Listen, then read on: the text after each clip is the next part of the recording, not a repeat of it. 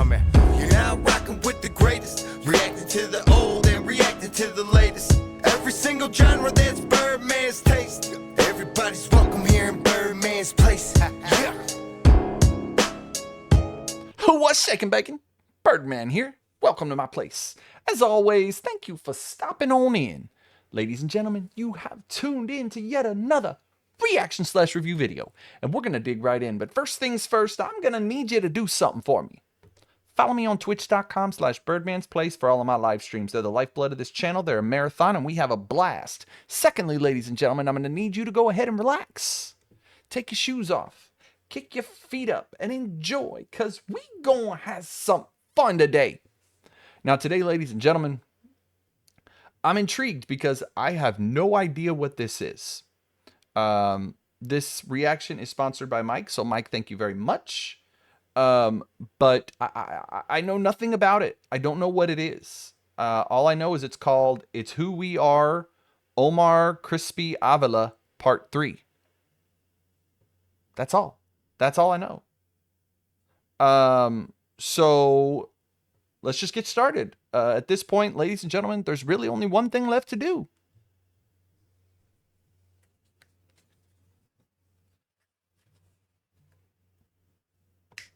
Let's get it. I've never seen nothing like it in my life. I was a sophomore in high school when 9/11 happened. Oh. And, being in that classroom and watching the towers get hit, obviously, like millions of other guys that have joined, it sparked something in me. I was 21. And I made up my mind as a sophomore that I wanted to join. So when the time came, I enlisted. It was just a calling. Feel that. Wow. Okay. I came in 2004, went through infantry school, did all that, ended up getting stationed in Germany with the 1st Infantry Division. And then May 14th, 2006, that's the day kind of where my military career came at a hold. That's the day that I got injured and kind of changed everything for me. Okay. We went out on patrol. All right. In a 5-vehicle convoy. I was the 3rd vehicle. And I was the gunner. At this point, I'd been in there for about 11 months. So I knew the area like the back of my hand. That was one of the things that, we did a lot, was learn the area, know where you're at all times, just in case something happens, you're able to get back or get your team back. We went over this bump. I was trying to process what that bump was, just because I knew that wasn't there before. And as soon as we went over it, the loudest IED I've ever heard in my life went off. Oh, and at this no. point, I've been blown up about 11 times, so I've been in several, and this was by far the loudest.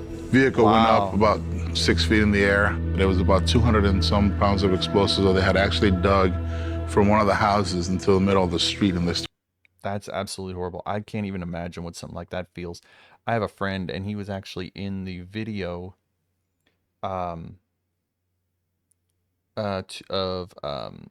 Soldier. Oh, what is it called? I can't think of it right now. Soldier's Memoir. Tyler Southern is his name, and he actually stepped on some IED and blew his legs off, one of his arms, and some of his fingers on his other hand. And just wow. The guy today is a happy dude, just incredibly good guy, and it's an honor to know him. But yeah, that stuff, that will just absolutely destroy you. Started packing it. When we came down, as I was in the gun, the vehicle hits the ground, my legs give out, I fall down, and I was laying on Specialist Harkey's lap. And I remember looking at him, and his eyes were just white. I mean, Harkey had died on the impact. And as I was laying there, I remember looking over to my left side, and Fleming was on fire, and he opened the door and jumped out, and I saw him just running in flames. It was so fast, yet so slow, like everything just kind of slowed down. And I saw him run, sort of the driver, he jumped out. I just remember feeling just this strength in my body, like something just kind of came over me. And even to today, like I give God 100% credit, because Amen. I believe he was telling me right then and there, like, not today, this is not what you die, get up. Amen. So I got up, and I'm in my 50 cal. There was enemy on the rooftop, and I took about 3 or 4 shots till the weapons jammed. It was so hot that the rounds were starting to cook off. And so stuff was exploding in our Humvee. Well, at this point, I'm still on fire. And I jumped to the side, and when I jumped down, I broke both my femurs. Oh my gosh. So finally, one of the guys came over, put me out with a fire extinguisher. I managed to grab my M4, and I started seeing enemy on the rooftop. So I started shooting as I was laying there. One of the guys ran by me, and he looked down, and he's like, "Are you alive?" And I remember just looking at him and be like, "I think so." And then he's like, "Oh, gotta get you some help." And I was like, think "Okay." So. I think my legs are broken. And he looks at me, he goes, "No, you're fine. Let's get you up." And I said, "Okay." So we get up, and I just didn't feel right. I knew my legs were broken, so I put a lot of my weight on him. He finally gets me to the next zombie that had moved forward. He goes, "All right, man, I'm gonna let you go a little bit. I gotta open the door." And I was like, "Okay." So he opens the door, and all my weight went back on my legs, and fell down. they broke again.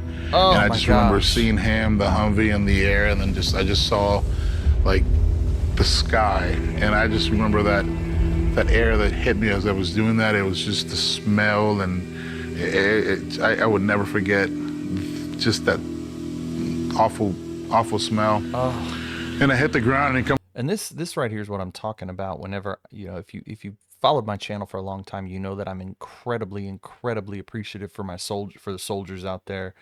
And this right here is why these guys, they put their lives on the line for us daily, just so we can go to sleep safely at night. And how do you not respect that? How do you not love that? How do you not love those guys? I can't get it. Anyone who disrespects military or in general. Now, I get it if the person itself is not a good person, doesn't act like a good person towards you. I get that. But in general, how do you not respect everybody who does that? Comes over me, and he's looking at me, and he goes, "Dude." And I was like, "I told you my legs were broken."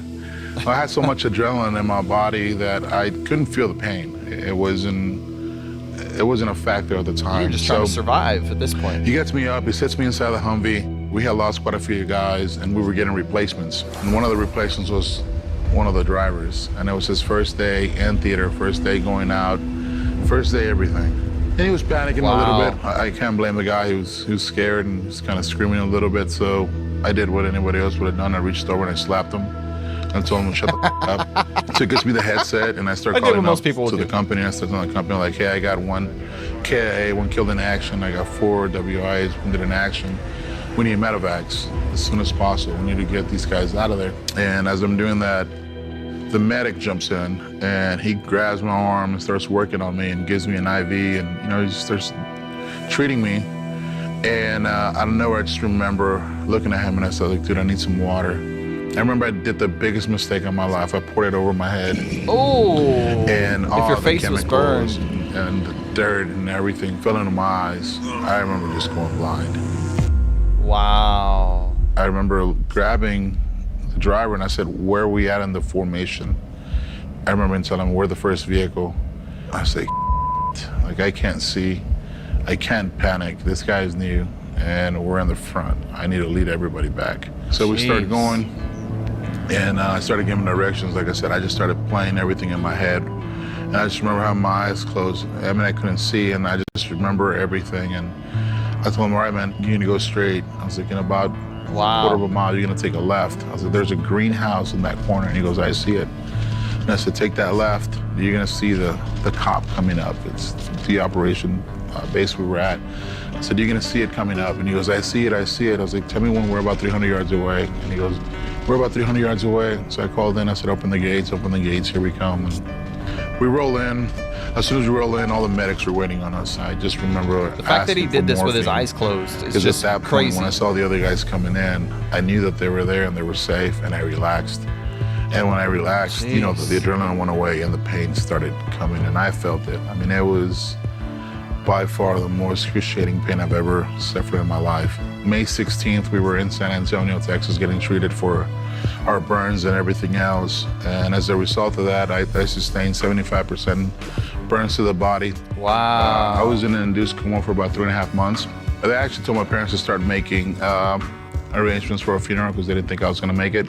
The turn point for me was, and honestly, I don't remember this, but my brother was and his girlfriend were pregnant at the time with my niece, and it was my first niece, first granddaughter for my parents, everything.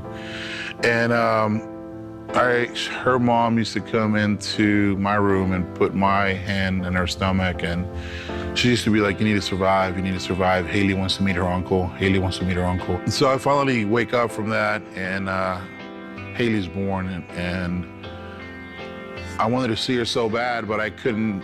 They couldn't bring her into the ICU because of all the stuff that was, the bacteria and stuff. And so they challenged me to start walking, get out of bed, and go into the visitor center to see her.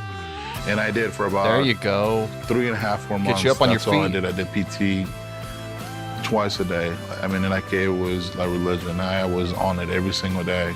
Finally, I was like, okay, guys, I can walk to the visitor center. And they're like, okay. So I did. I walked on my own.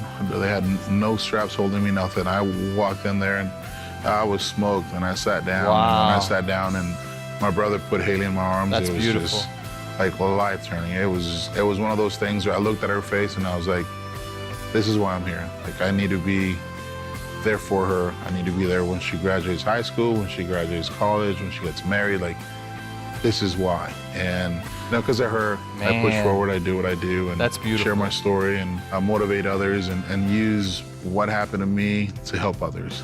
Amen. I mean, it hasn't been easy. And that right there is what we're supposed to do. Use our past, use what's going on in our lives to help others. That's what God wants us to do. So that's what we need to be doing. We need to be taking our gifts as well as our struggles and using them to help others. It's simple. But one of the many reasons why God allows trials and tribulations in this world I look forward is to help others. Because I know if I have that surgery, it's going to open up my hand, or it's going to do something that's going to help me. It's going to improve my life. If you're going through a hard time, ask for help. I've told this a million times to different people. It's not a sign of weakness asking for help. It's actually a sign of strength, because it takes a lot of courage to ask for help. Surround yourself with other people that think alike, that aren't gonna baby you, that are gonna push you to be better, that are gonna not look at you at your disability and be like, well, you can't do that. And it's gonna be like, no, yes, you can, and I'm gonna push you so you can get it done.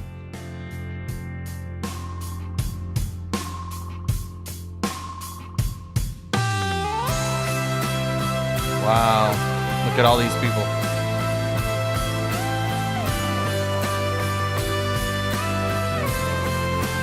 Chris Kyle.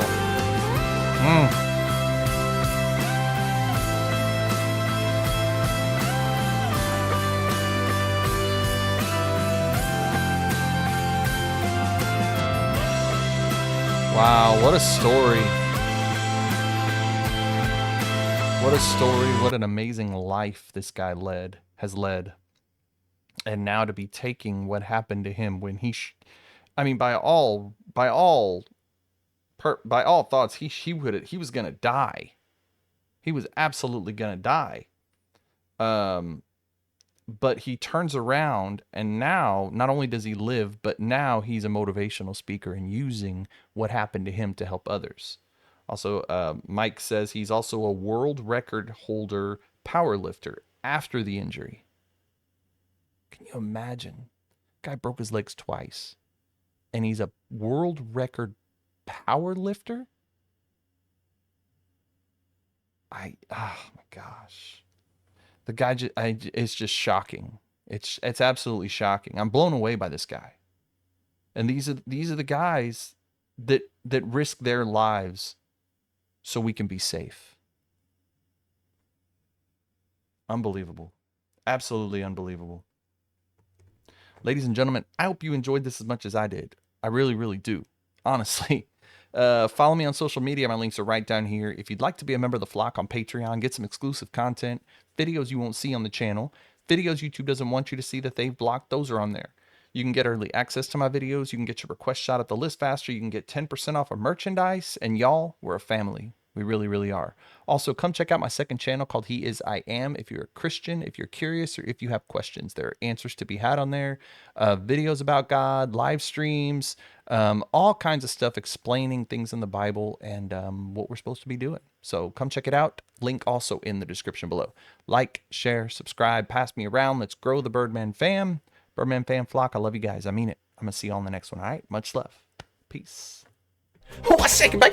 Birdman here. If you like this video, go ahead and become a member of the Birdman fam by hitting that subscribe button and that notification bell. Also, make sure to watch the videos on this screen as well as the playlist I put together. You can also become a member of the flock, get some behind the scenes fun, early access, and your request shot out the list faster. Check that out as well. Birdman fam flock, I love you guys. I'm going to see you all in the next one. Much love. Peace.